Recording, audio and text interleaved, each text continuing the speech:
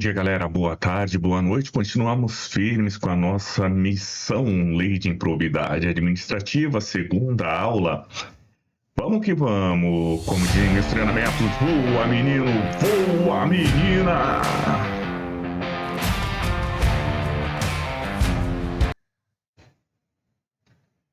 Maravilha, então a gente está aí na Lei de Improbidade Administrativa. Então a gente já passou por essa parte e aí fizemos uns exercícios. E agora a gente vai falar aqui do enriquecimento ilícito, prejuízo ao erário e vamos fazer uma questãozinha, ok?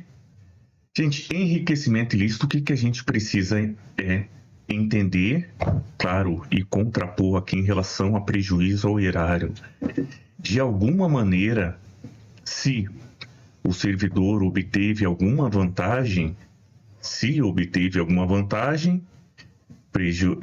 enriquecimento ilícito. Se obteve alguma vantagem, enriquecimento ilícito. Se permitiu, facilitou ou concorreu para que o terceiro, outra pessoa, tenha vantagem, a gente está falando de prejuízo ao erário. Então começa por aí. Quando você tiver uma questão em que você está com dúvida se é prejuízo ao erário, tenha em sua mente, puxa, o funcionário, o servidor obteve vantagem, ou ele só concorreu para que o terceiro que seja beneficiado, outra pessoa seja beneficiada. E aí, se essa pessoa foi beneficiada, a gente está falando de prejuízo ao erário. É importante você ver, porque a gente vai ver agora, ó, olha para o mouse aqui, tá vendo? Ó? Receber bem imóvel, receber de bem imóvel vantagem econômica, por omissão ou por ação ou omissão. Perceber vantagem ali na questão da aquisição, permuta, locação, contratação. Então ele percebe vantagem. Receber para exploração de jogos de azar, que é questão de usura, narcotráfico, aceitar promessa, receber para fazer declaração falsa, adquirir para si ou outrem, perceber vantagem. Então, incorporar o seu patrimônio, era 0 e agora virou 1, virou 2, aumentou o seu patrimônio, auferir vantagem patrimonial, aceitar emprego, comissão. Então houve uma melhora na vida do funcionário, só que indevidamente, ilegalmente. Utilizar em obra servidores, veja, utilizar em obra servidores ou terceiros contratados, empresa contratada ou funcionário ou servidor tem a vantagem, ele utiliza para si ali a mão de obra terceira, os seus servidores. O pessoal está fazendo asfalto ali. Poxa, faz asfalto aqui na parte de dentro do meu terreno, por favor. Isso aí é utilizar indevidamente os terceiros, utilizar as obras. Agora veja, utilizar as obras. Vamos agora para o prejuízo ao erário. Vamos lá. Frustrar a licitude do processo licitatório ou de processo seletivo para a celebração de parcerias e aí indevidamente acarretando perda patrimonial. Então ele frustra a licitude do processo licitatório. Mas veja, ele teve benefício? Não teve benefício. Outra pessoa provavelmente pode ser que tenha, né? Pode ser que tenha aí acarretando perda patrimonial, frustrar a licitude do contrato. Agora, perceber vantagem econômica para facilitar a aquisição, permuta, locação a preço inferior, aí, se ele tem a vantagem, é enriquecimento ilícito. Agora, de novo, permitir que se utilize em obra, serviço particular, veículos, máquinas, equipamentos ou material de qualquer natureza de propriedade, bem como o trabalho, servidor, empregado, enfim. Ele permite que se utilize a mão de obra terceirizada. Ele não tem vantagem com isso. Quem tem é um terceiro, é outra pessoa que tem vantagem. Aí é prejuízo ao erário. Veja agora aqui, utilizar em obra, servidor particular, terceiro, etc e tal, aí se ele utiliza, de alguma maneira ele tem vantagem com isso, é o enriquecimento ilícito. Por isso, é preciso fazer esse olhar entre se ele está tendo vantagem, se ele de alguma maneira teve vantagem, enriquecimento ilícito, se não tem, é o prejuízo ao erário. Vamos lá. Prejuízo ao erário, permitir, facilitar ou concorrer que outro utilize bens, rendas, permitir alienação, permuta com valor inferior ou superior ao mercado, permitir concorrer. Lição, tá bem? Tá bom, filho. O filho vai fazer a lição. Incorporar o patrimônio particular do terceiro, PJ, permitir que PJ utilize bens, rendas, permitir que o terceiro enriqueça ilicitamente, permitir que se utilize em obra, serviço, aí ao terceiro, mão de obra terceira, agir ilicitamente na arrecadação de tributo ou renda. Agir ilicitamente, veja que não tem a conduta de se beneficiar diretamente. Ele agiu, não cumpriu algumas normas, a qualquer outra coisa, mas não teve a conduta de oferir vantagem. Então, prejuízo ao erário. Liberar verba sem estrita observância da norma, celebrar contrato sem observância da lei. Veja que ele está celebrando o contrato, pode até ser que tenha a boa vontade de celebrar o contrato, mas não cumpriu o procedimento. Né? Aí é importante a gente lembrar, né, dessa norma aqui. Essa norma, ela modificou, não tem a questão da culpa, tá? É só dolo. É preciso que seja evidenciado que tenha a intenção. Celebrar contrato sem observância da lei no caso de dolo, tá? De culpa não se aplica essa norma. Precisa comprovar que tem o dolo. Importante verificar isso, às vezes até na nossa fala. Celebrar contrato sem observar a norma, conceder benefícios sem as formalidades, frustrar estudo, acarretando perda patrimonial. E aí vai, a mera perda patrimonial decorrente da atividade econômica não acarreta em si a improbidade, salvo se comprovado o ato doloso, a intenção dolosa de, por exemplo, não observar a lei. Constitui ato de improbidade, quem seja efetiva e comprovada a perda patrimonial, facilitar ou concorrer para que o particular doar a outro, e mesmo a fins educativos, assistência, bens, rendas, sem as formalidades. Veja, sem as formalidades. E é preciso ainda evidenciar, constitui o ato de improbidade que efetiva perda patrimonial. Aí, salvos, comprovado o ato doloso, aí, a mera perda patrimonial não acarreta em si o ato de improbidade.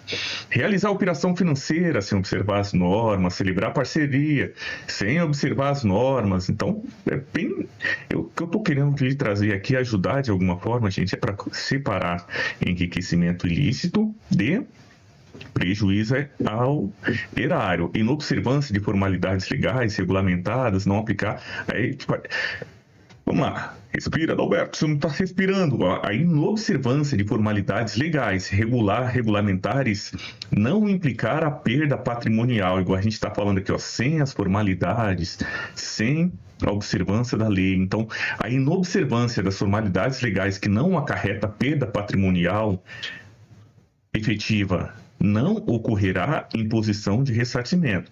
Então, se continua com o processo administrativo, veja, celebrou o contrato sem observar a lei, precisa ressarcir? Não, se não tiver a perda patrimonial, não precisa ressarcir. Continua respondendo o processo administrativo, porque foi sem observância da lei. Então, venha mudar o assunto, né? Bora caminhar. Conseguiu entender mais ou menos aí a diferença entre um e outro?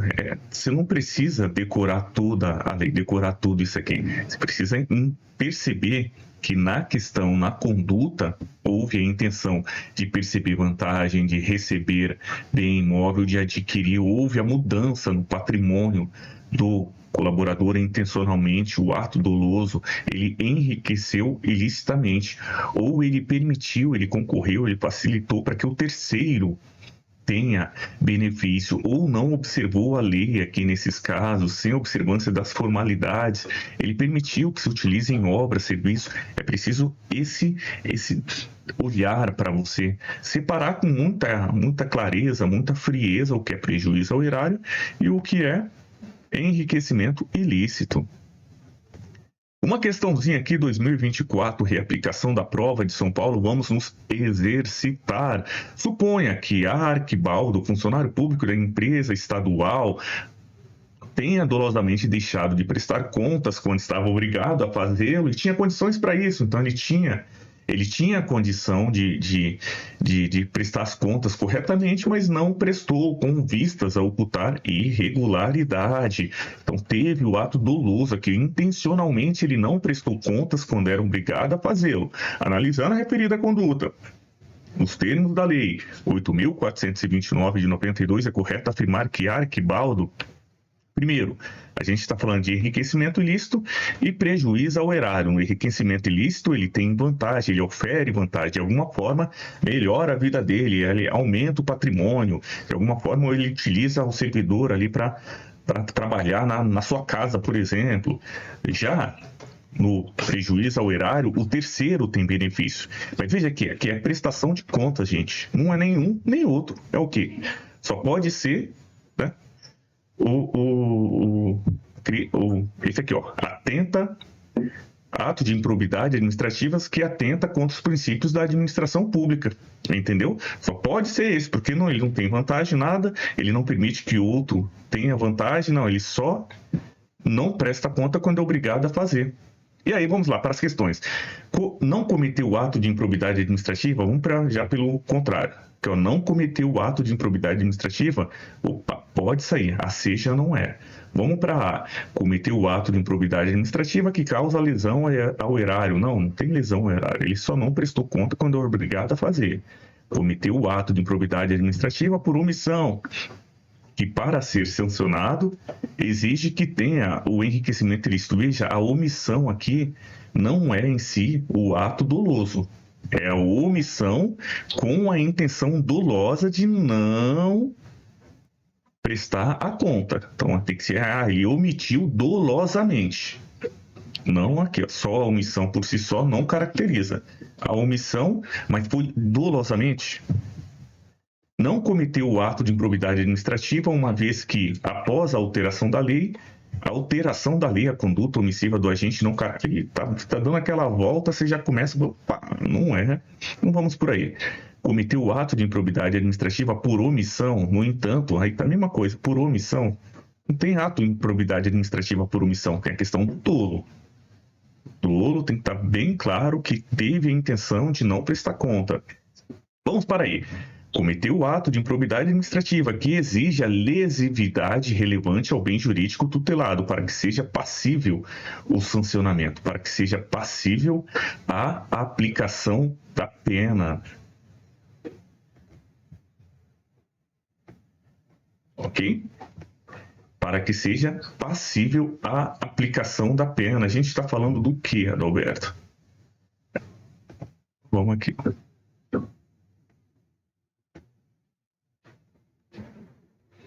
A gente está falando de atos que atentam contra os princípios da administração pública. Então vamos agora entrar nesse assunto para depois a gente parar um pouquinho e começar com a questão das penas, tá? Então a gente vai agora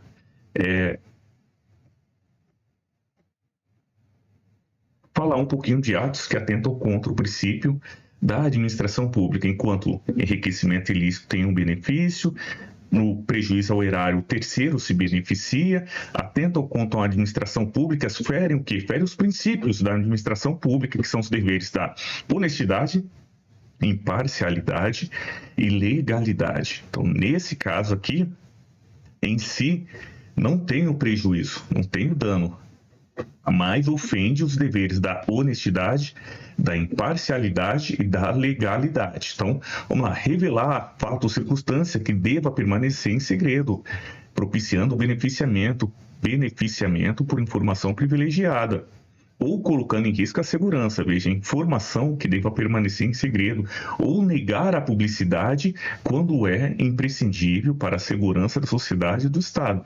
Então, informação que deveria ser pública, a pessoa não publica. Tem a questão da transparência aí. Frustrar em ofensa